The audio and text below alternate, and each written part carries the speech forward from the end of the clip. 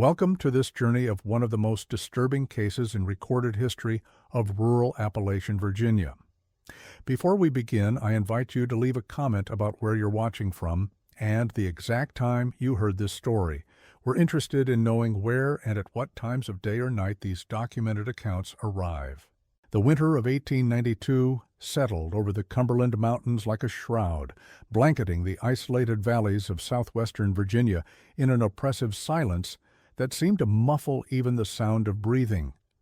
In this remote corner of Wise County, where the nearest settlement lay 15 miles through treacherous mountain passes, the Calder family had made their home in a sprawling timber structure that clung to the mountainside like a wounded animal seeking shelter. The house had been built in 1847 by Isidore Calder, a man whose past remained deliberately obscured even among his closest neighbors. What was known was that he had arrived in the region with considerable wealth at a time when most settlers possessed little more than the clothes on their backs and the tools in their hands. The locals, sparse as they were, spoke of him in hushed tones, noting how he paid in gold coins that bore no familiar markings, and how he seemed to know things about the mountain caves and hidden springs that even the Cherokee guides had forgotten. Historical records from the Wise County Courthouse reveal that Isidore's purchase of the mountain property was conducted through intermediaries based in Richmond, involving legal arrangements that were unusually complex for frontier real estate transactions. The deed, dated March 15, 1847, describes a parcel of 847 acres encompassing not only surface rights, but also specific mineral and subterranean access privileges that were rarely included in typical property transfers of that era. More intriguing was the inclusion of language granting the owner rights to all natural and artificial chambers, passages, and caverns extending beneath the described surface area to unlimited depths. The Calder homestead occupied a peculiar position on the landscape, built not in the customary valley bottom, where water ran freely and soil proved fertile, but rather perched on a natural shelf of limestone that jutted from the mountainside like a massive gravestone. From this vantage point, one could observe the winding paths that led through the hollows below, yet remain hidden from the view of any traveler who might pass through the region. The house itself defied the typical mountain architecture of the period, featuring 3 full stories constructed of dark timber that seemed to absorb rather than reflect the available light. Contemporary accounts from the 1850s described the construction process as highly unusual for the region. Rather than employing local craftsmen familiar with mountain building techniques, Isidore imported workers from distant cities who arrived with their own tools and materials. These workers maintained strict secrecy regarding their activities and departed immediately upon completion of the project, leaving behind a structure whose design incorporated elements that were both architecturally sophisticated and subtly unsettling. Most unsettling was the fact that despite its considerable size, the structure appeared to have been designed with remarkably few windows, giving it the appearance of a fortress rather than a family dwelling. The windows that did exist were positioned in locations that provided excellent views of the surrounding terrain while offering minimal visibility into the interior of the house. This arrangement created the effect of a structure designed for observation rather than habitation, as if the primary purpose was to monitor the activities of others rather than to provide comfortable living space for its occupants. The foundation of the house extended deep into the limestone bedrock, requiring excavation work that far exceeded what would normally be necessary for residential construction. Local observers noted that the amount of stone and earth removed during the foundation work suggested the creation of extensive underground spaces, though the purpose of such chambers remained unclear. Wagons carrying away excavated material made numerous trips down the mountain, but the quantity of debris seemed insufficient to account for all the digging that had been observed. By 1892, 3 generations of Calders had occupied the property. Isidore, now approaching his 70s, remained the undisputed patriarch of the clan despite his advanced age and increasingly frail appearance. His longevity itself was a subject of speculation among the neighbors, as he appeared to age much more slowly than would be expected for someone of his supposed years. Some whispered that he looked essentially unchanged from the man who had arrived in the region 4 decades earlier, though such observations were typically dismissed as tricks of memory and the effects of isolation on perception. His son, Cornelius, a man of 48 years, had never married despite his father's persistent encouragements to produce an heir. Cornelius possessed an education that seemed far beyond what would be expected for someone raised in such isolation. He spoke multiple languages, demonstrated familiarity with scientific and philosophical concepts that were not commonly discussed even in urban centers, and maintained an extensive correspondence with individuals in distant cities whose identities remained carefully guarded. Local residents who had occasion to interact with Cornelius reported that conversations with him often took unexpected turns, touching on subjects that seemed to have little connection to mountain life or practical concerns. He displayed an unusual interest in geological formations, particularly those involving limestone caves and underground water systems. His knowledge of these subjects was remarkably detailed, extending far beyond what could be acquired through casual observation or general reading. The household was completed by Ophelia Calder, Isidore's widowed daughter-in-law, and her adult daughter Valentina, whose parentage had been a source of whispered speculation in the region for more than 2 decades. Ophelia's arrival at the Calder homestead in 1869 had been as mysterious as Isidore's original appearance in the area. She had reportedly traveled alone from an unspecified eastern city, arriving with several trunks containing possessions that suggested both education and substantial financial resources. Ophelia's marriage to Jeremiah Calder, Isidore's younger son, had been brief and troubled, ending with Jeremiah's death under circumstances that generated considerable discussion among the neighbors. The official cause of death was listed as an accidental fall while hunting, but details of the incident raised questions that were never satisfactorily resolved. Jeremiah's body had been discovered at the bottom of a cliff face that was well known to local hunters as being easily navigable, making an accidental fall extremely unlikely for someone familiar with the terrain. More troubling were the circumstances surrounding the recovery of the body. When found, Jeremiah's clothing was meticulously arranged despite the supposed violence of his fall, and his hunting rifle was discovered cleaned and properly stored in a nearby cave rather than lying damaged at the scene of the accident. Most disturbing were the injuries themselves, which included markings that suggested deliberate violence rather than trauma consistent with an accidental fall. Dr. Horatio Bainbridge, who served as the regional coroner, documented his concerns in a private letter to a colleague in Richmond, noting that Jeremiah's injuries displayed patterns that were inconsistent with any accident I have previously encountered. The letter, discovered in 1934 among Dr. Bainbridge's archived papers, described wounds that appeared to have been inflicted with precision and care, as if the perpetrator possessed detailed knowledge of human anatomy and had specific objectives beyond simple murder.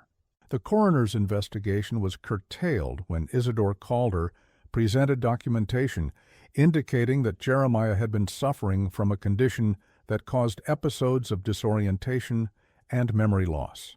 The documentation included medical records from physicians in Richmond and Charleston who confirmed that Jeremiah had been receiving treatment for a degenerative nervous disorder that could result in dangerous lapses of judgment and coordination. The existence of this medical evidence satisfied the legal requirements for closing the case, though Dr. Bainbridge privately expressed doubts about the authenticity of the documents. Following her husband's death in 1871, Ophelia had withdrawn almost completely from any contact with the outside world. She had been educated, according to those who remembered her arrival in the region, speaking with an accent that suggested origins far from the Virginia mountains. Some claimed she read books written in languages that no one in the county could identify, and that she possessed knowledge of healing herbs that exceeded even the expertise of the local Cherokee medicine women who occasionally provided medical assistance to isolated mountain families. Her daughter Valentina had been born in 1873, 2 years after Jeremiah's death, a circumstance that generated considerable discussion among the wives of neighboring homesteaders. The child bore little resemblance to either of her supposed parents, possessing an almost ethereal quality that seemed distinctly out of place among the hardy mountain folk. Her hair was unusually light, almost white in certain lighting conditions, and her eyes held a pale blue color that appeared almost colorless in direct sunlight. As she grew to adulthood, Valentina displayed abilities that made the neighbors increasingly uncomfortable. She demonstrated an uncanny ability to predict weather patterns days in advance, often warning of storms or temperature changes that proved accurate to remarkable degrees. Her knowledge of the mountain terrain exceeded that of experienced hunters and guides, and she seemed able to navigate the most treacherous paths during conditions that would challenge even the most skilled woodsman. More unsettling was her apparent ability to locate lost livestock and missing persons with an accuracy that defied rational explanation. On several occasions, families had sought her assistance when animals had wandered away or when hunters had failed to return from expeditions. Valentina would disappear into the forest for hours, returning with precise information about locations where the missing individuals or animals could be found. Her directions were invariably accurate, though she never explained the methods she used to acquire such information. The peculiarities of the Calder family might have remained merely local folklore, if not for the events that began to unfold in late October of 1892.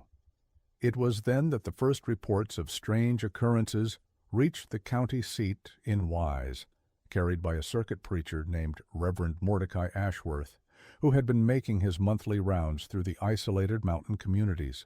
Reverend Ashworth had been serving the scattered settlements of Wise County for more than a decade, establishing a reputation for reliability and sound judgment that made his reports particularly credible to county officials. His education at a seminary in Kentucky had provided him with training in observational skills and documentation techniques that proved valuable when investigating unusual circumstances. His monthly reports to the county clerk typically contained routine information about births, deaths, and community developments, making his October 1892 communication particularly notable for its disturbing content. According to Reverend Ashworth's report, his regular stop at the modest cabin of the Thornberry family had revealed information that suggested serious developments in the area around the Calder homestead. Ezra Thornberry, who served as an informal constable for the region, had approached the minister with concerns that had been building throughout the early autumn months. Thornberry was known for his level-headed approach to problems and his reluctance to spread rumors or engage in speculation, making his decision to seek official advice particularly significant. The core of Thornberry's concerns involved a pattern of unusual encounters that had been reported by various travelers and residents throughout the region. These incidents shared common elements that suggested coordinated activity rather than random occurrences, and they had escalated in both frequency and intensity as autumn progressed. Most troubling was the fact that all of the incidents seemed to center around the Calder property and involved behavior by family members that was increasingly difficult to explain through conventional reasoning. The first documented incident involved a merchant named Silas Wickham, who had been conducting business in the region for more than 15 years and was familiar with both the terrain and the local residents. Wickham's account, recorded by Reverend Ashworth and preserved in the county archives, described an encounter that occurred while he was following the established trail that provided access to several mountain settlements. Wickham had been traveling with a wagon loaded with manufactured goods intended for trade with families throughout the region. His route required him to pass within sight of the Calder homestead, though the trail itself remained at a considerable distance from the main buildings. The merchant had made this journey dozens of times over the years and was thoroughly familiar with the normal patterns of activity around the various mountain properties. On this particular occasion, Wickham had been approached while still more than a mile from the Calder property by a figure he initially assumed to be Cornelius Calder. The individual had emerged from a section of forest that provided no obvious concealment, appearing suddenly beside the trail as if materializing from the landscape itself. The figure had begun walking alongside Wickham's wagon, matching its pace exactly, despite the challenging terrain and the burden of maintaining conversation while navigating the rough trail. What had initially seemed like a welcome opportunity for social interaction soon became deeply unsettling as the conversation progressed.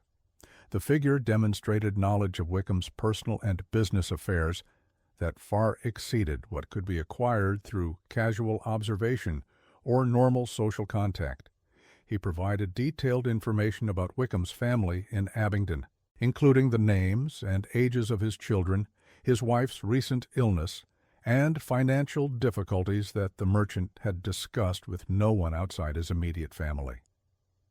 More troubling was the figure's apparent knowledge of Wickham's travel plans and business arrangements. He accurately described the contents of the merchant's wagon, the destinations he planned to visit, and even specific conversations he had held with potential customers during his previous trip to the region. This information could only have been acquired through systematic surveillance or through sources that had access to details about Wickham's private affairs.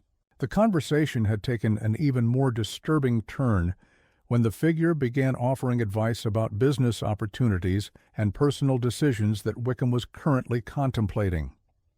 The suggestions were remarkably well informed and demonstrated understanding of market conditions, transportation logistics, and financial considerations that would require expertise far beyond what would be available to a mountain resident. Some of the suggestions involved opportunities that Wickham had not discussed with anyone, and that existed only in his private thoughts and planning.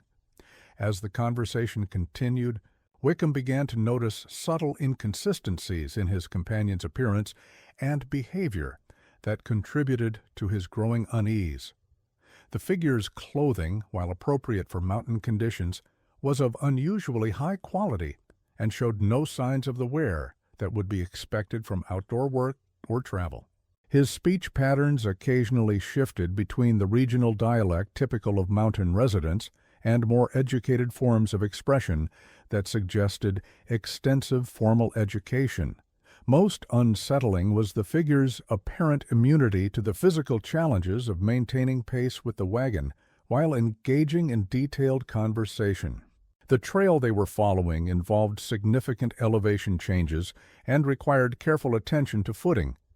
Yet his companion showed no signs of exertion or difficulty, despite carrying on an intensive discussion while navigating the challenging terrain. The encounter had reached its climax when Wickham's horse had suddenly become agitated, displaying behavior that was completely uncharacteristic for the normally reliable animal.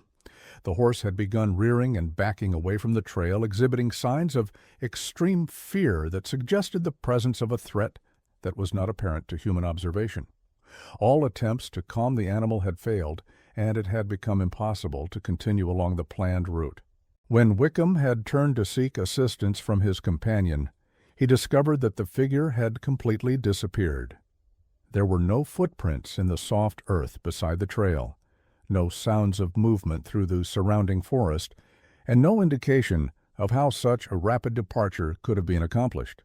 The disappearance had occurred during the brief moments when Wickham's attention was focused on controlling his horse, suggesting either supernatural capabilities or techniques for concealment that exceeded anything within normal human experience.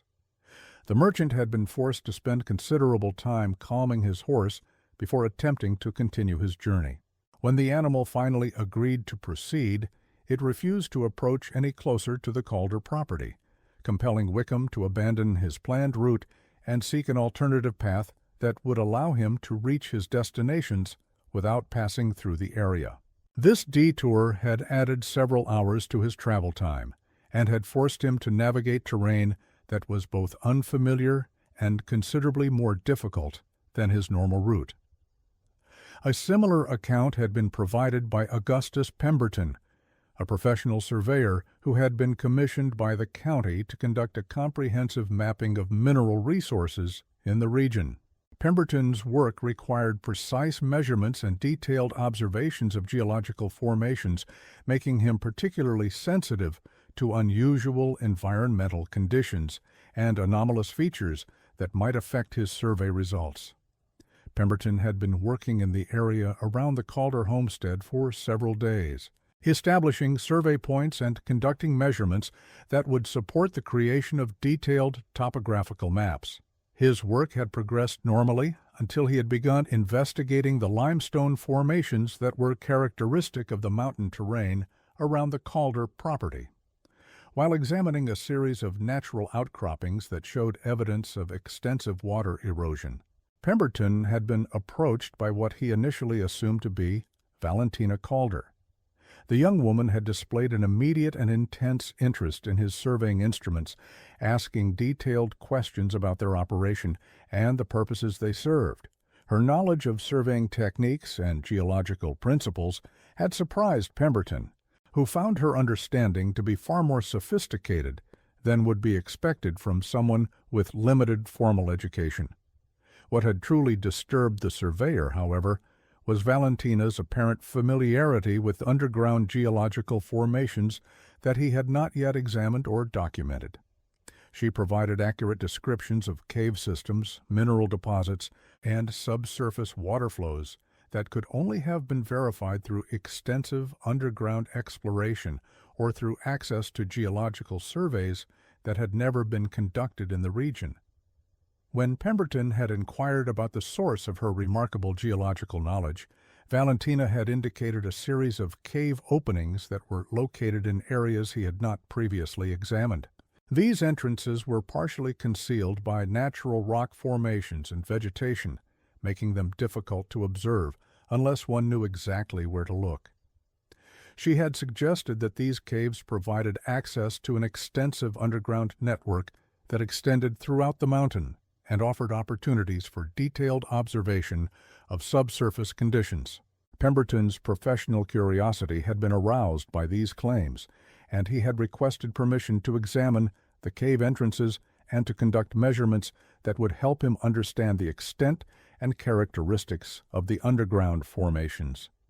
Valentina had agreed to guide him to several of the entrances, but she had warned him that the caves contained conditions that could be dangerous for inexperienced explorers.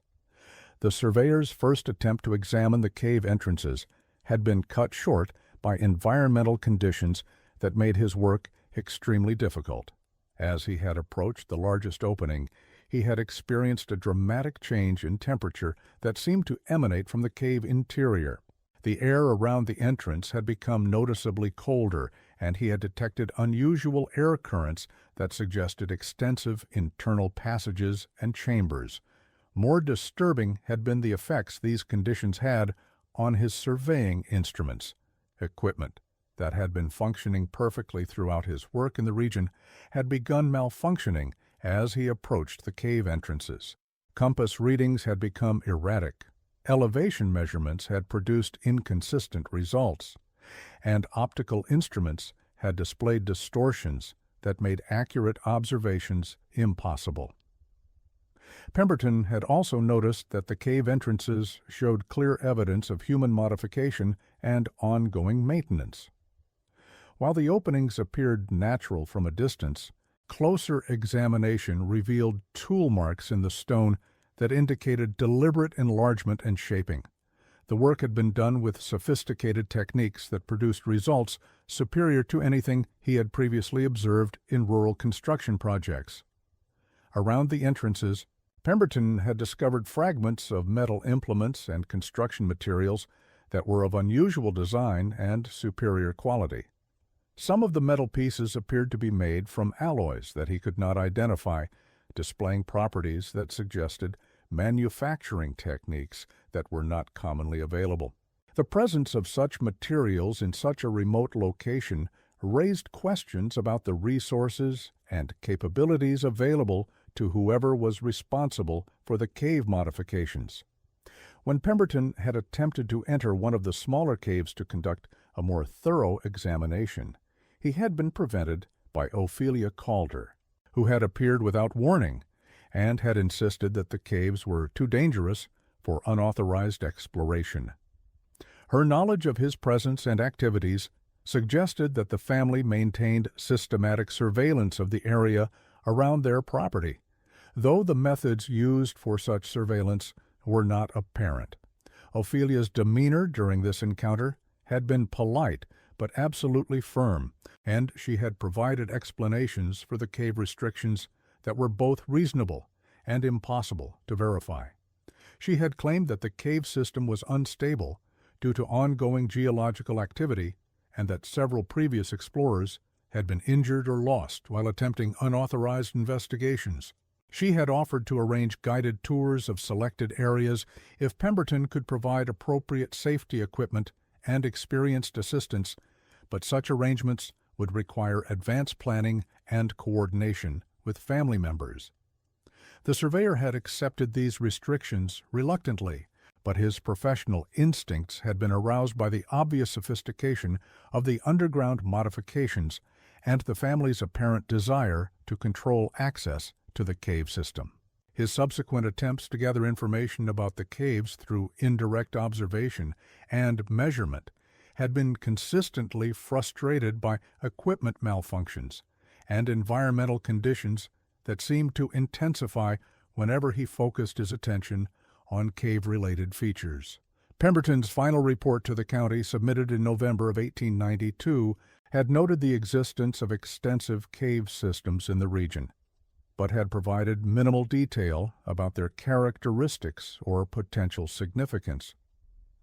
The report had attributed his limited findings to technical difficulties and environmental conditions that had prevented comprehensive investigation. However, his private notes, discovered years later among his personal papers, revealed that his circumspect official report had been motivated by concerns about the safety and advisability of encouraging further exploration of the underground formations. These private notes documented Pemberton's conclusion that the cave system around the Calder property had been extensively modified using techniques and resources that far exceeded what should have been available to local residents. The modifications appeared to be part of a systematic project that had been ongoing for years and that involved objectives extending far beyond simple shelter or storage. The sophistication of the engineering work suggested the involvement of individuals with professional training and access to specialized equipment and materials. More troubling was Pemberton's observation that his presence in the area had been under constant surveillance by individuals who possessed detailed knowledge of his activities and objectives. This surveillance had been conducted with skill that suggested professional training and resources that exceeded anything available to typical mountain residents. The watchers had demonstrated ability to track his movements, monitor his equipment, and predict his investigative intentions with accuracy that indicated systematic intelligence gathering. Pemberton's notes also revealed his growing conviction that the Calder family was involved in activities that extended far beyond normal domestic pursuits. The family members displayed knowledge, resources, and capabilities that could not be explained through conventional assumptions about their background and circumstances. Their behavior suggested that they were part of a larger organization or network that possessed objectives and methods that were carefully concealed from outside observation. The surveyor's decision to limit his official reporting had been motivated by his conclusion that drawing attention to the unusual features he had observed could have serious consequences for anyone who attempted to investigate further. His experience had convinced him that the Calder family and their associates possessed both the inclination and the capability to discourage unwanted scrutiny through methods that could be dangerous for potential investigators. These reports from Wickham and Pemberton, while individually puzzling, had become part of a larger pattern of unusual encounters that was causing increasing concern among the scattered residents of the region. Reverend Ashworth's documentation revealed that similar incidents had been reported by several other individuals, creating a body of evidence that suggested coordinated activity rather than isolated eccentricities. The pattern that emerged from these reports was particularly disturbing because it suggested that the Calder family possessed capabilities for surveillance, communication, and influence that extended far beyond what should have been possible for residents of such an isolated location. The family members demonstrated detailed knowledge of the private affairs of people they had minimal contact with, and they showed ability to appear and disappear in ways that defied rational explanation. More troubling was the apparent systematic nature of these encounters. Rather than random social interactions, the incidents seemed to follow patterns that suggested specific objectives and coordinated planning. The family members who initiated contact with outsiders displayed remarkable knowledge of each individual's circumstances, interests, and vulnerabilities, suggesting that they had access to detailed intelligence about potential targets. The conversations reported by various witnesses also revealed that the Calder family was attempting to gather information about regional activities, travel patterns, and business relationships that could be useful for purposes that remained unclear. Their questions and comments often focused on logistics, resources, and opportunities that could support activities requiring coordination and planning on a scale that exceeded normal domestic or agricultural pursuits. Reverend Ashworth's own attempts to fulfill his pastoral responsibilities by visiting the Calder homestead had provided additional evidence that the family's behavior was becoming increasingly unusual and concerning. The minister's October visit had been his first attempt to contact the family in several months, prompted by reports from other residents that suggested potential problems requiring pastoral intervention. The Reverend's approach to the Calder property had been intercepted by Cornelius Calder while he was still several hundred yards from the main buildings. This interception had occurred in an area that provided no obvious observation points for monitoring approaching visitors, suggesting that the family maintained surveillance methods that were not apparent to casual observation. Cornelius had appeared suddenly from terrain that offered no obvious concealment, indicating either exceptional woodcraft skills or surveillance techniques that involved equipment or methods not commonly available. Cornelius's appearance had shocked Reverend Ashworth, who noted dramatic changes in the man's physical condition that suggested either serious illness or exposure to extreme stress. His hair had become completely white since their last meeting several months earlier, and his face showed deep lines and signs of aging that seemed to represent years of change compressed into a very brief period. Most disturbing were his eyes, which held an expression that the Reverend described as carrying the weight of terrible knowledge or responsibility. Despite his altered appearance, Cornelius had remained articulate and courteous during their conversation, explaining that family circumstances made visitors inadvisable at the current time. He had indicated that his father was suffering from a serious condition that required careful management, and that external contact could worsen his situation. When Reverend Ashworth had offered to provide whatever spiritual assistance might be helpful, Cornelius had thanked him, but had insisted that their current challenges required approaches that extended beyond conventional religious guidance. The conversation had taken an ominous turn when Cornelius had made a request that the Reverend found deeply unsettling. He had asked that should anything happen to the family, the minister would ensure that their property remained undisturbed and that no one would attempt to recover belongings or investigate the premises. This request had implied expectations of developments that could result in the family's absence or unavailability, though Cornelius had provided no explanation for such concerns. When pressed for more specific information about the nature of the family's difficulties, Cornelius had become evasive, suggesting only that they were dealing with consequences of decisions made years earlier and that the resolution of their situation would require approaches that might not be understood or approved by conventional community standards. He had expressed confidence that their challenges would be resolved successfully, but he had also indicated that the resolution might result in changes that would make continued residence in the region inadvisable. Reverend Ashworth had left this encounter with profound concern about the Calder family's welfare and with growing suspicion that they were involved in activities that could pose risks to the broader community. His subsequent inquiries among other regional residents had revealed a pattern of increasing isolation and unusual behavior that suggested the family was undergoing a crisis or transformation that could have serious consequences. The minister's concerns had been amplified by reports from families whose properties provided distant views of the Calder homestead. These residents had observed changes in the patterns of activity around the property that suggested preparations for developments that remained unclear, but that appeared to be significant in scope and implications. Mary Thornberry had been maintaining careful observations of the Calder property since early autumn, motivated by an instinctive anxiety that she found difficult to explain but impossible to ignore. Her kitchen window provided a view that encompassed portions of the Calder property through gaps in the forest canopy, and she had begun keeping detailed records of the activities she observed.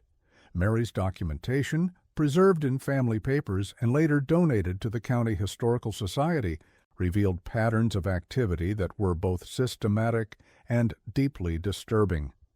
Rather than the normal rhythms of domestic life, the activities she observed suggested an operation that was focused on objectives requiring sustained effort and careful coordination.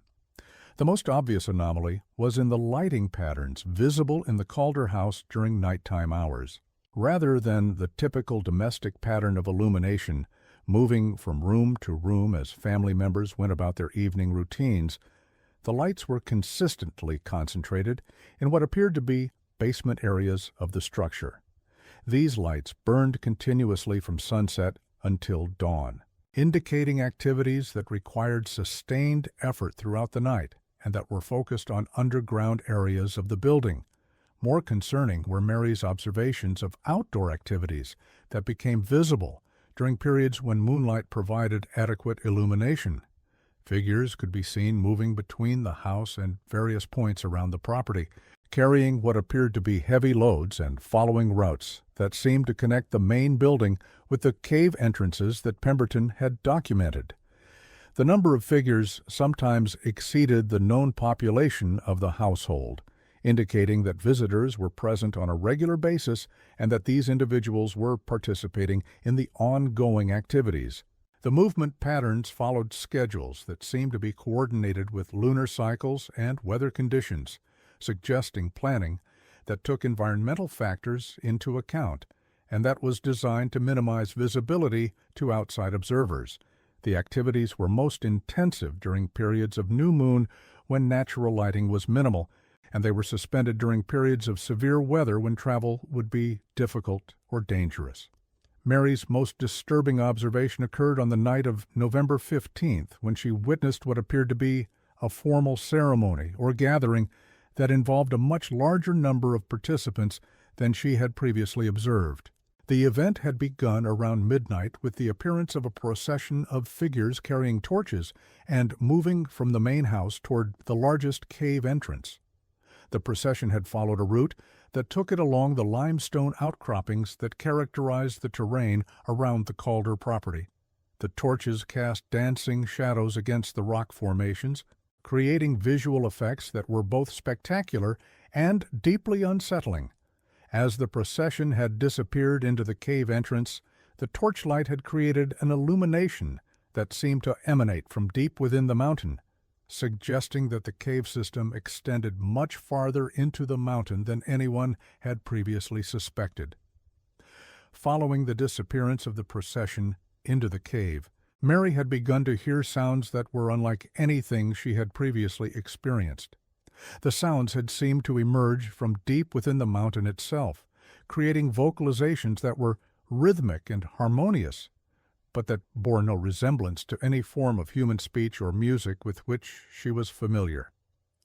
The sounds had continued for approximately 2 hours, varying in intensity and complexity in ways that suggested they were following patterns that were both mathematical and musical in nature. The vocalizations had created harmonies that were hauntingly beautiful, while simultaneously filling Mary with an inexplicable sense of dread and foreboding. The sounds had carried clearly through the cold mountain air and had been audible at considerable distances from the Calder property. When the sounds had finally ceased, the return to normal mountain silence had been so abrupt and complete that Mary had initially questioned whether she had actually heard anything at all. However, the effects of the experience had persisted long after the sounds themselves had ended. She had found it impossible to sleep for the remainder of the night, and she had experienced a persistent sense that something fundamental had changed in the environment around her home. In the days following this event, Mary had noticed that the normal sounds of mountain wildlife had diminished significantly in the area around her property. Animals that had previously been common in the region seemed to have withdrawn to more distant locations, leaving behind an unnatural silence that made even normal domestic sounds seem unnaturally loud and intrusive. Mary's husband Ezra had initially been skeptical of her reports, attributing them to imagination and the effects of isolation on perception. However, his skepticism had begun to waver when other neighbors had begun reporting similar observations, and when he had personally witnessed some of the unusual activities that Mary had been documenting. Ezra's own observations had been more limited than his wife's, but they had confirmed the basic accuracy of her reports and had provided additional details that made the situation even more concerning. His experience as an informal constable for the region had given him skills in observation and analysis that made his testimony particularly valuable for understanding the true scope of the unusual activities around the Calder property. The situation had reached a critical point in late November when multiple families had reported experiencing unusual dreams and disturbances that seemed to be connected to the activities at the Calder homestead. These experiences had been remarkably consistent across different households, suggesting that they were not simply products of individual imagination or psychological predisposition. The dreams typically involved detailed visions of underground chambers and passages that were illuminated by sources of light that cast no visible shadows. The chambers contained symbols and objects that appeared to be of great antiquity, and they were connected by passages that formed complex networks extending deep into the mountain. The dreamers found themselves able to navigate these underground spaces with ease, following routes that seemed familiar despite their fantastic and impossible nature.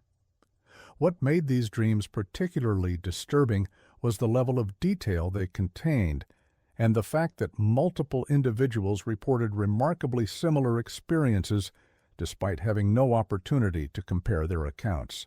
The dreamers were able to describe specific architectural features, symbolic decorations, and spatial relationships that were consistent across different accounts, and that suggested they were all experiencing visions of the same underground environment.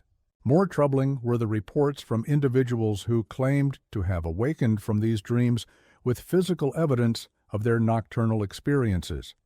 Several people had discovered dirt under their fingernails, despite having retired with clean hands, and others had found that their clothing bore traces of limestone dust and metallic odors that persisted despite washing.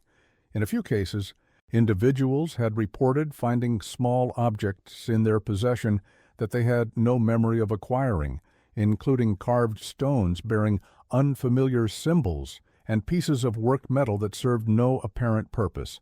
The physical evidence suggested that the dreams involved more than simple psychological phenomena, and that some form of actual experience was occurring during the nighttime hours.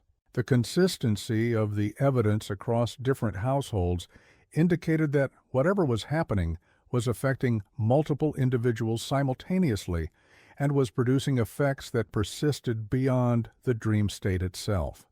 Dr. Thaddeus Morrison, a traveling physician who had been making periodic visits to the region, had attempted to investigate these reports from a medical perspective. Dr. Morrison's background in nervous disorders and psychological conditions had given him experience in evaluating claims of unusual mental phenomena, and he had approached the situation with scientific skepticism combined with genuine concern for the welfare of his patients. Dr. Morrison's examination of individuals who had reported unusual dreams had revealed physical symptoms that were consistent with exposure to unknown environmental factors. The patients displayed signs of stress and exhaustion that seemed disproportionate to their reported activities, and several showed evidence of mineral deposits on their skin and clothing that could not be explained through normal daily routines. More troubling was the physician's discovery that the affected individuals showed similar patterns of memory gaps and disorientation that suggested exposure to influences that affected normal cognitive function. The patients were able to describe their dream experiences in extraordinary detail, but they displayed confusion and uncertainty about normal daily activities and recent events.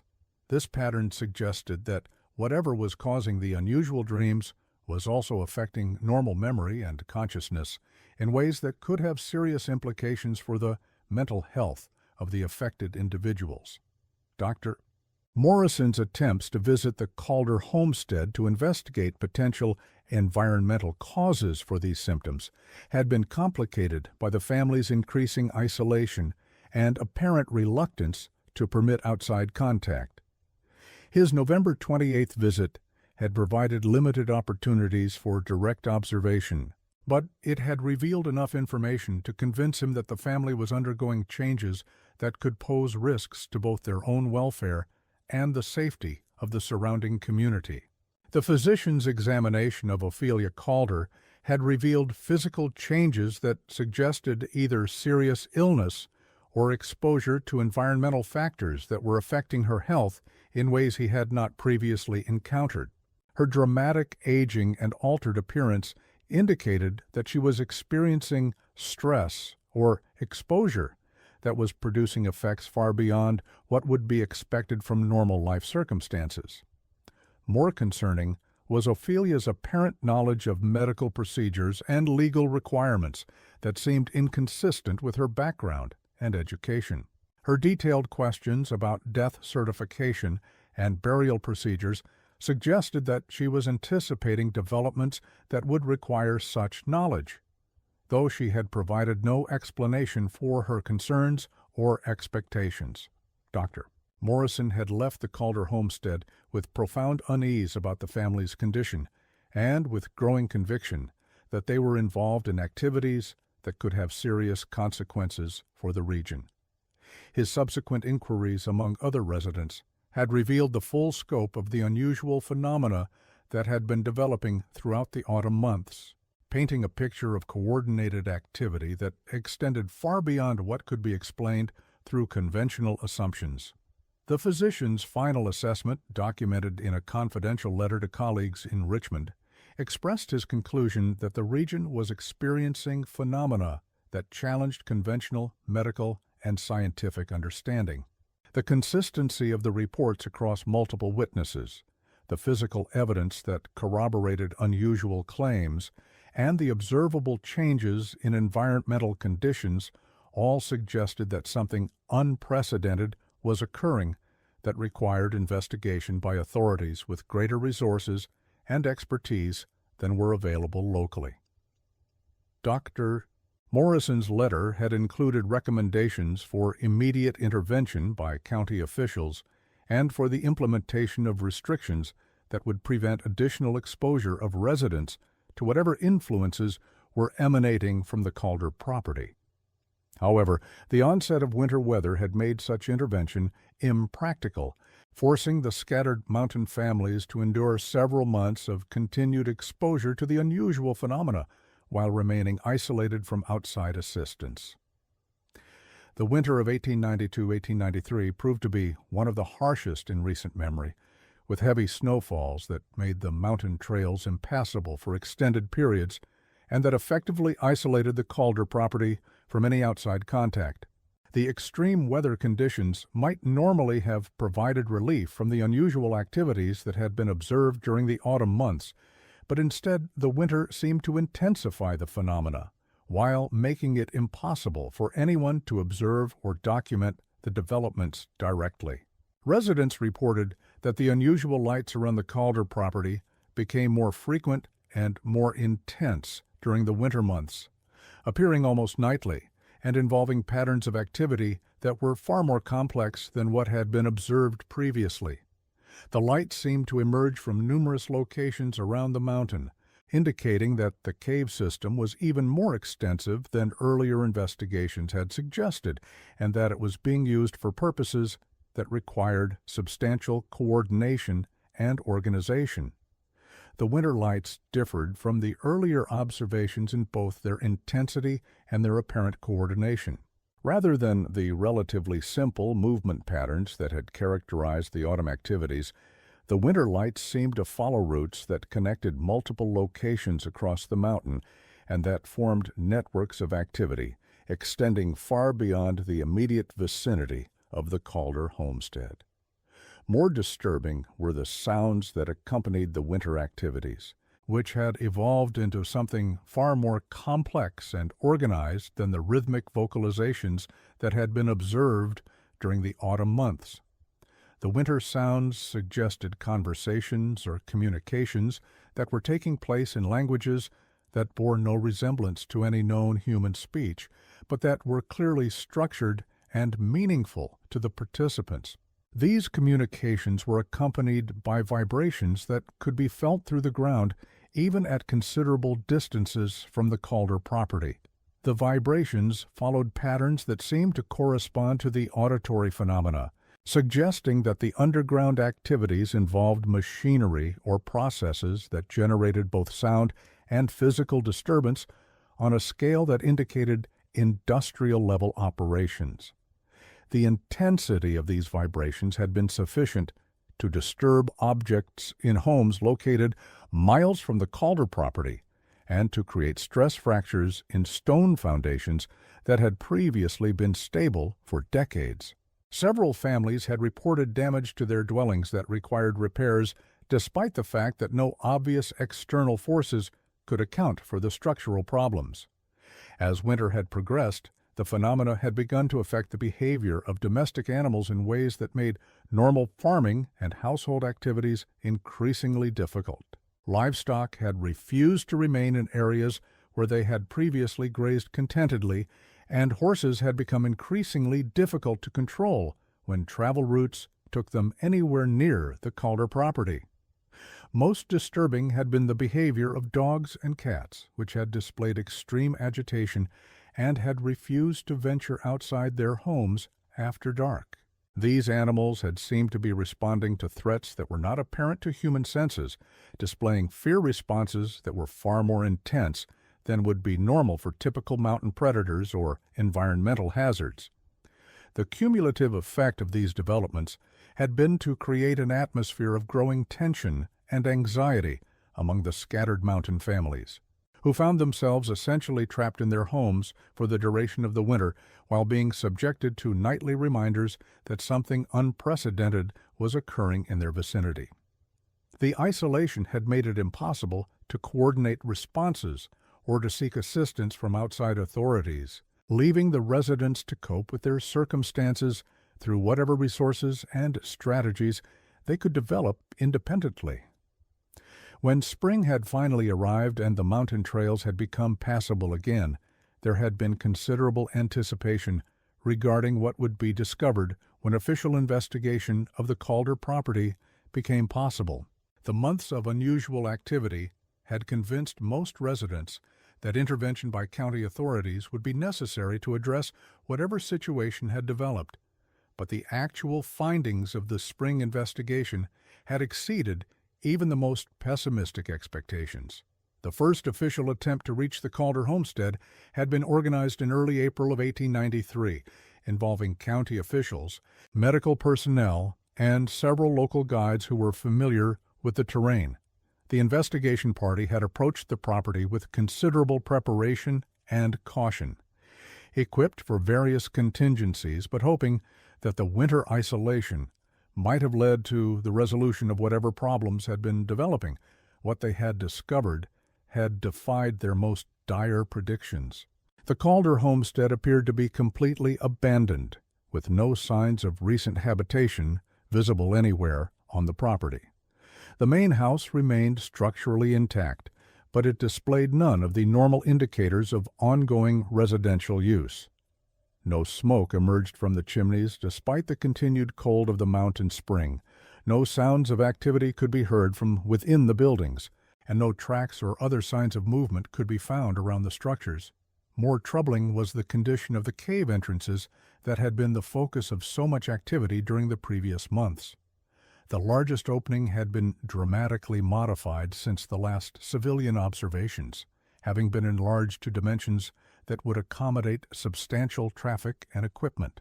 The entrance was clearly artificial, constructed with engineering techniques that were far beyond the capabilities of typical mountain residents working with primitive tools and limited resources. The cave entrance had been sealed with massive stone barriers that appeared to have been installed from the interior of the cave system, preventing any access to the underground chambers beyond. The barriers were constructed of fitted stone blocks that were secured in place with what appeared to be molten metal poured into the gaps between the stones, creating a seal that would require industrial equipment and considerable effort to breach. Around the sealed entrance, the investigation team had discovered evidence of extensive activity that had continued throughout the winter months, despite the harsh conditions and the apparent absence of the Calder family. The area was marked with symbols carved into the living rock, creating decorative and possibly functional patterns that followed no recognizable artistic or cultural traditions. The carved symbols had been created with tools that left cuts of extraordinary precision and depth, indicating techniques and implements that were far more sophisticated than anything that should have been available to mountain residents. The symbols themselves appeared to follow mathematical or linguistic patterns that suggested they conveyed specific information or instructions, though their meaning remained completely unclear to the investigators. More disturbing were the personal effects that were found scattered around the entrance area. Clothing, household items, and personal belongings that clearly belonged to the Calder family were distributed across the ground in patterns that suggested they had been deliberately arranged rather than accidentally discarded. The items showed no signs of damage or wear that would indicate hasty abandonment or violent struggle, but they had been sorted and organized in ways that suggested their owners had systematically separated themselves from all physical connections to their previous existence. The investigation team's attempts to enter the main house had been frustrated by the same psychological barriers that had prevented earlier civilian efforts to approach the structures. The sense of wrongness that surrounded the buildings had not diminished during the winter months and, if anything, had become more focused and intense. Team members who attempted to approach within 50 feet of the house experienced severe physical symptoms that included headaches, nausea, disorientation, and an overwhelming conviction that continuing forward would result in consequences too terrible to contemplate. The official investigation had been conducted from a distance using optical instruments and other equipment that allowed observation without requiring close approach to the affected areas. These observations had revealed that while the house appeared to be structurally sound, there were subtle changes in its appearance that suggested it was no longer functioning as a normal residential dwelling. The windows of the house, when viewed from certain angles and under specific lighting conditions, seemed to reflect images that bore no relationship to the surrounding landscape. Rather than showing normal reflections of trees, sky, and terrain, the windows displayed distorted and impossible scenes that suggested interior spaces with dimensions and characteristics that could not physically exist within the building. More troubling was the discovery of additional cave entrances that had not been previously known to exist. These openings appeared to have been excavated recently, creating access points to the underground system from locations scattered across a wide area of the mountain. Each entrance was sealed with the same stone and metal barriers that block the primary cave, indicating that whatever activities had taken place underground during the winter months had concluded with a comprehensive effort to prevent future access to the subterranean facilities. The investigation team's attempts to map the full extent of the cave system using surface observations and indirect measurement techniques had revealed that the underground network was far more extensive than anyone had previously suspected. The system appeared to encompass much of the mountain and to include chambers and passages that extended to depths that challenged conventional understanding of natural cave formation processes. The official report of the investigation, filed with the Wise County Courthouse, had concluded that the Calder family had abandoned their property for unknown reasons, and that the modifications to the cave system represented efforts to secure abandoned mining operations. The report had made no mention of the psychological phenomena that prevented close examination of the buildings, nor had it addressed the supernatural elements that characterized witness accounts from the previous months. However, supplementary documentation discovered decades later revealed that the official report had deliberately omitted findings that the investigators considered too disturbing or controversial for public disclosure. These confidential records described evidence that suggested the Calder family had not simply abandoned their property, but had instead undergone some form of transformation or transition that rendered conventional explanations completely inadequate. According to the confidential documentation, the investigation team had discovered that the sealed cave entrances contained not just stone and metal barriers, but also materials that included human personal effects mixed with substances that could not be identified using available analytical techniques. Chemical analysis of samples revealed the presence of metallic compounds and organic materials that did not correspond to anything known to exist in the region, or to be available through normal commercial sources. More disturbing was the discovery of written communications that had been carved into the stone barriers sealing the cave entrances. These messages were written in English, but employed concepts and phrasing that suggested their authors had undergone profound psychological or philosophical changes that affected their understanding of fundamental aspects of human existence. The messages expressed gratitude for opportunities that had been provided and indicated that the writers had achieved forms of existence that transcended the limitations and constraints that normally governed human experience. The communications suggested that the transformation they had undergone had been voluntary and beneficial, providing access to knowledge and capabilities that far exceeded anything available through conventional human activities. One message, attributed to Isidore Calder, based on handwriting analysis conducted by experts in Richmond, stated that the family had fulfilled obligations and commitments that had been established before their arrival in the region decades earlier. The message indicated that these obligations had required sustained effort and sacrifice over an extended period, but that their completion had freed the family to pursue opportunities that existed beyond the boundaries of ordinary understanding and experience. Another message, apparently written by Ophelia Calder, expressed appreciation for the patience and forbearance shown by their neighbors during the period of transition that had characterized their final months in the region. The message assured readers that the family's departure would restore normal conditions to the area and that the unusual phenomena that had been observed would not continue to affect the surrounding community. Perhaps most unsettling was a message that appeared to be from Valentina Calder, which indicated that she and her family had discovered methods of existence that rendered physical presence unnecessary and burdensome. The message suggested that they had found ways to continue their activities and pursue their objectives from locations that existed outside the normal spatial and temporal constraints that governed conventional human experience.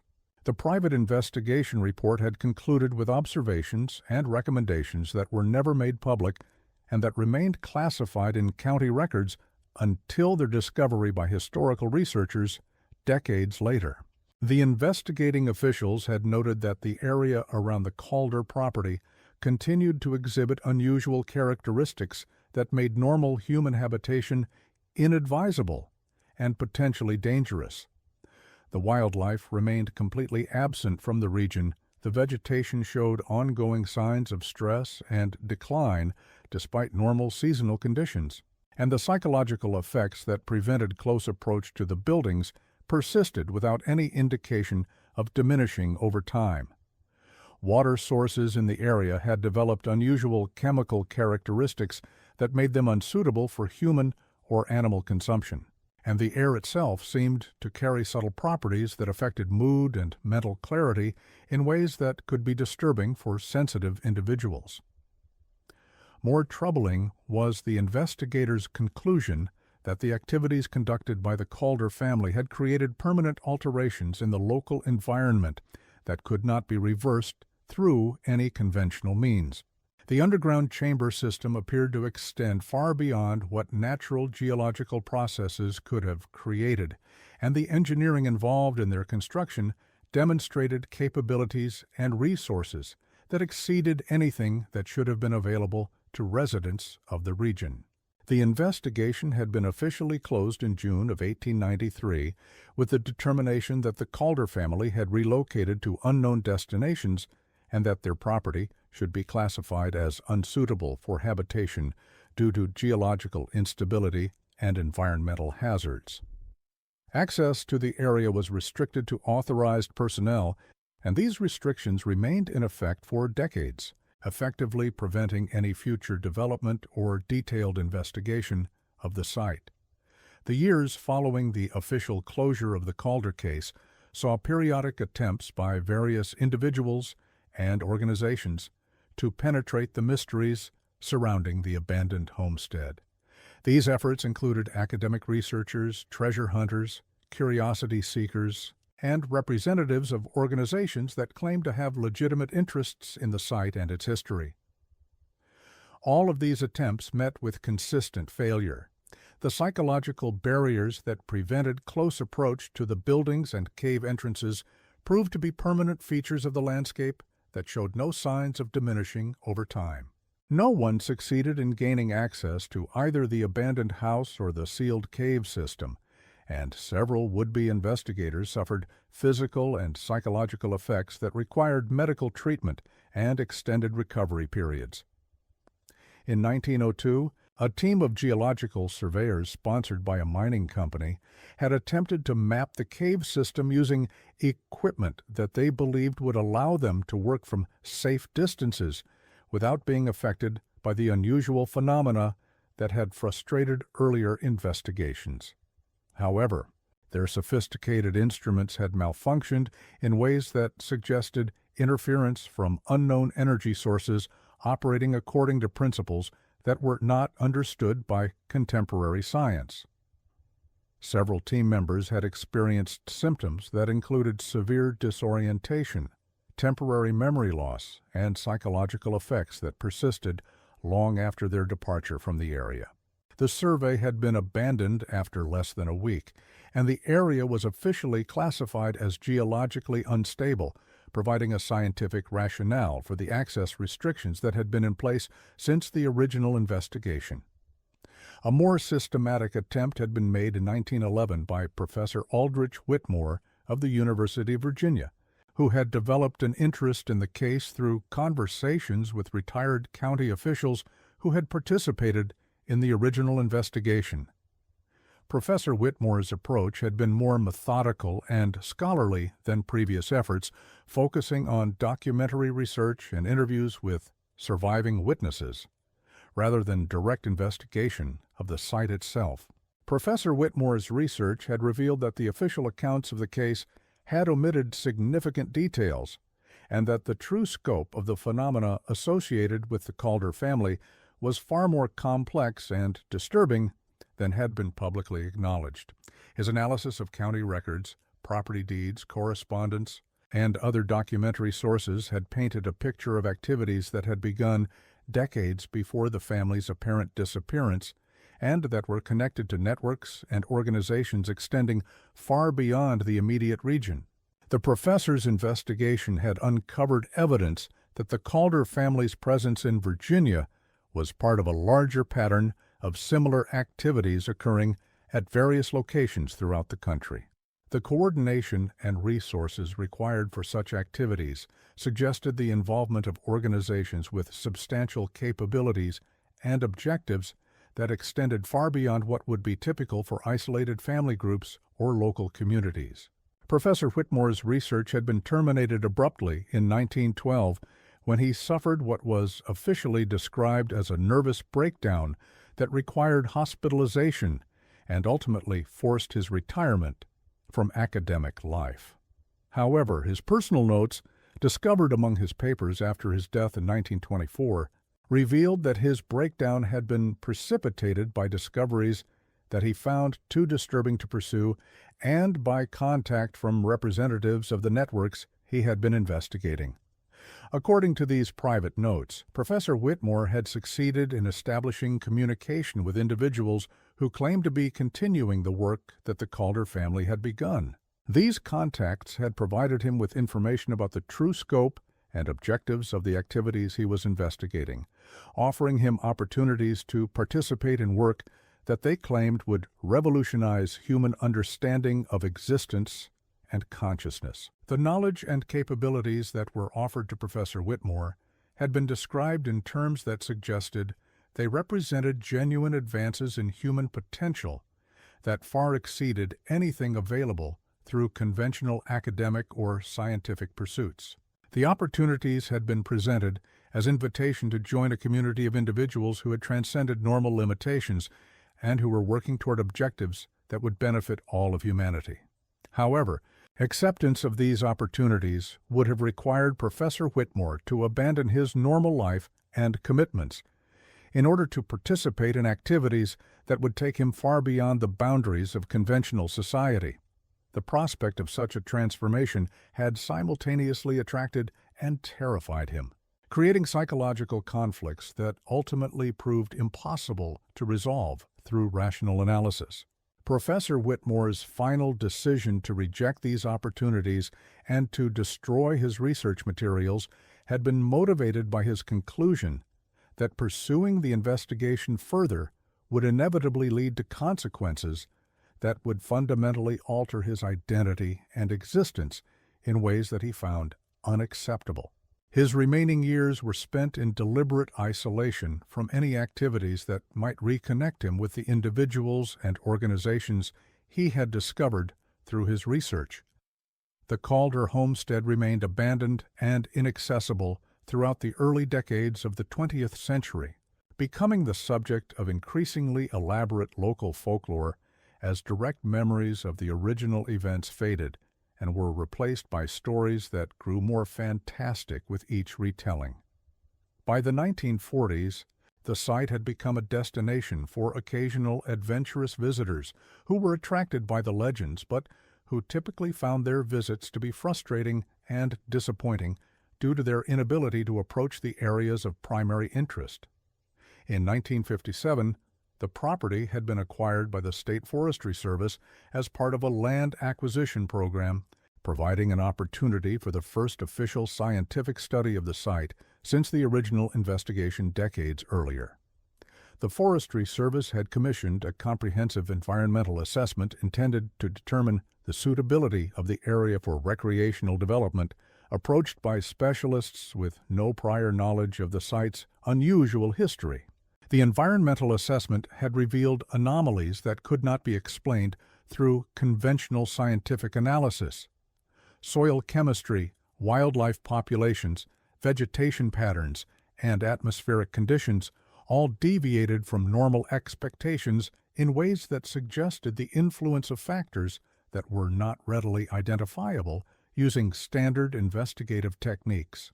More troubling had been the psychological effects experienced by assessment team members, who reported feelings of anxiety and discomfort that intensified as their work brought them closer to the abandoned buildings and sealed cave entrances. Equipment malfunctions and measurement inconsistencies had made their work increasingly difficult and unreliable, ultimately forcing them to conclude their assessment from greater distances than would normally be scientifically adequate. The assessment findings had been classified and never released to the public. The property had been quietly transferred to a category of public land that prohibited recreational development and restricted access to authorized personnel. Official explanations had cited geological instability and environmental contamination, but the specific nature of these problems was never disclosed to avoid attracting unwanted attention to the site. Subsequent attempts to investigate or access the Calder property continued to meet with failure throughout the remainder of the 20th century. The psychological barriers and environmental anomalies that characterized the site showed no signs of diminishing, and the restriction on public access remained in effect despite periodic challenges from various organizations and individuals who claimed legitimate interests in the area. In 1963, a final systematic attempt had been made to solve the mystery of the Calder case through the application of advanced investigative techniques developed for intelligence and military purposes. A joint team representing federal agencies and academic institutions had been assembled to conduct what was described as a comprehensive analysis, employing the most sophisticated equipment and methodologies available. This investigation had employed ground-penetrating radar, electromagnetic sensors, chemical analysis techniques, and psychological assessment methods that provided unprecedented insights into the true nature and extent of the phenomena associated with the site. The results had confirmed that the underground chamber system was far more extensive and sophisticated than anyone had previously suspected, and that it contained structures and equipment that appeared to be artificial in origin. More significantly, the investigation had revealed that the site continued to be actively maintained by individuals who possessed detailed knowledge of the facilities and the techniques required for accessing them. Evidence of recent activity had been found throughout the chamber system, indicating that the work begun by the Calder family was being continued by others who shared their interests and objectives. However, the investigation had been terminated before its completion when team members began experiencing contact from representatives of the network associated with the original Calder activities. These contacts had offered opportunities for participation in ongoing work that promised extraordinary knowledge and capabilities in exchange for commitments to objectives that were never clearly specified. The investigation leader had become concerned that continued exposure to the site and its influences was affecting the judgment and psychological stability of his personnel in ways that could compromise their ability to fulfill their official responsibilities. The investigation had been officially ended, and all team members had been reassigned after undergoing psychological evaluation and treatment designed to minimize the lasting effects of their exposure.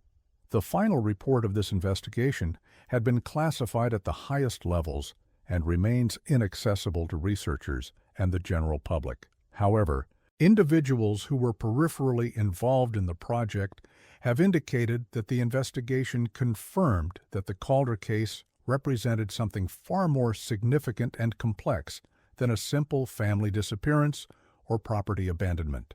According to these unofficial accounts, the investigation had revealed that the activities conducted by the Calder family were part of a much larger effort involving networks of individuals and organizations operating throughout the country and possibly internationally. The objectives of this effort remained unclear, but they appeared to involve the development of techniques and capabilities that would fundamentally alter human understanding of existence, consciousness, and the possibilities available to human beings. The investigation had also confirmed that this work was continuing and that the networks responsible for it remained active and influential despite their ability to operate largely undetected by conventional authorities. The participants possessed knowledge and resources that enabled them to maintain facilities, recruit new members, and pursue long-term objectives while remaining essentially invisible to normal investigative and surveillance techniques. Most disturbing had been the investigation's conclusion that exposure to the ideas and influences associated with these networks could produce profound alterations in individuals that made them unable or unwilling to maintain their previous commitments to conventional society and normal human relationships. Team members who had been affected by such exposure had required extensive treatment to restore their psychological stability and their capacity to function effectively within normal social and professional environments. Today, the Calder homestead remains officially closed to public access, surrounded by restrictions that have proven effective in preventing casual visitors from approaching the areas where the most significant phenomena occur. However, evidence suggests that the site continues to attract individuals who possess the knowledge and determination required to overcome the barriers that prevent normal access. The activities of these visitors remain largely unknown to outside observers, but physical evidence indicates that work is continuing in the underground facilities that were originally developed by the Calder family. The purposes and objectives of this ongoing work remain unclear, but the persistence and sophistication of the activities suggest that they are part of a systematic effort with long-term goals that may have profound implications for human understanding of existence and consciousness. The case of the Calder family represents one of the most thoroughly documented examples of phenomena that challenge conventional assumptions about human capabilities and the boundaries that normally constrain human activities. The evidence accumulated over more than a century of intermittent investigation suggests that individuals and groups exist who have developed techniques for transcending normal limitations through methods that combine advanced engineering, psychological techniques, and philosophical concepts derived from sources that remain largely unknown to mainstream society. These groups appear to operate according to long-term plans that span multiple generations and that involve participants who are willing to abandon conventional human existence in pursuit of objectives that promise extraordinary knowledge and capabilities. Their activities continue to influence environments and individuals long after their apparent departure, suggesting that they have achieved forms of existence that transcend normal spatial and temporal constraints. The ultimate objectives of these groups remain unknown, but their persistence and apparent success in avoiding detection or interference by conventional authorities suggests that they possess capabilities and resources that far exceed anything available to normal human organizations. Their work appears to be progressing toward goals that may fundamentally alter human understanding of what is possible for individuals and societies. For those who encounter evidence of such activities, the Calder case serves as both an invitation and a warning. The opportunities offered by these groups may represent genuine advances in human potential that could provide access to knowledge and capabilities beyond anything available through conventional pursuits. However, accepting such opportunities appears to require abandoning everything that defines normal human existence and committing oneself to objectives and methods that operate outside the boundaries of conventional society. The choice between the security of normal life and the extraordinary possibilities offered by transcendence remains a fundamental decision that each individual must make for themselves. It is a choice that, once made, appears to be irreversible, leading either to continued existence within familiar limitations or to transformation into something that transcends normal human understanding. As winter once again settles over the Cumberland Mountains and the wind carries sounds through the valleys that seem too organized and purposeful to be entirely natural, those who pass through this remote corner of Virginia might pause to consider the thin boundaries that separate the world they know from possibilities that exist beyond the edges of conventional understanding. In those moments of uncertainty, they might reflect on the prices that some are willing to pay for knowledge and capabilities that exceed normal human limitations, and they might wonder whether some doors, once opened, can ever truly be closed again. The mountains keep their secrets well, but for those who know how to listen, the sounds that echo through the limestone chambers beneath the ancient peaks suggest that some stories never truly end, and that some choices, once made, continue to influence the world long after their makers have passed beyond the reach of conventional observation and understanding.